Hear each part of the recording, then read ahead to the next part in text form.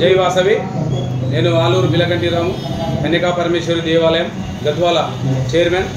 దేవి శరన్నవరాత్రుల్లో ఈరోజు రెండవ రోజు. మొదటి రోజు వాసవి కన్యకా పరమేశ్వరి దేవి వారాహి అవతారంలో దర్శనమిచ్చారు. ఈరోజు ప్రత్యేకంగా శుక్రవారం సందర్భంగా 3,51,00,000 రూపాయలతో వాసవి మాత ధనలక్ష్మీదేవి అలంకారంలో భక్తులందరికీ దర్శనమిస్తున్నారు. ఇట్టి దర్శనానికి గద్వాల్ పురంలోని అన్ని కులాలకు సంబంధించి అతీతంగా అందరూ కూడా వాసవి మాతను దర్శించుకునేందుకు మా దేవాలయానికి వస్తారు. ఇట్టి వాసవి మాత దర్శనార్థం వచ్చిన ప్రతి ఒక్కరిపై వాసవి మాత కృపాకటాక్షములు ఉండాలని కోరుచున్నాం. అదేవిధంగా గద్వాల పట్టణ వాసులు, అదేవిధంగా తెలంగాణలో వాసులందరిపై కూడా సుఖశాంతులతో వర్ధిల్లాలని చెప్పి కోరుకుంటున్నాం.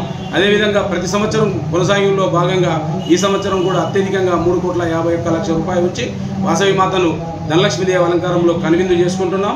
మిగిలిన 8 రోజులు కూడా వాసవి మాత వివిధ రకాలైన అవతార మూర్తుల్లో దర్శనమిస్తూ అందరికీ కూడా కనువిందు చేస్తూ ఈ దేవి శరన్నవరాత్రులు ముగింపు రోజు నిజరూప దర్శనంలో విజయదశమి సందర్భంగా వాసవి మాత దర్శనమిస్తారు.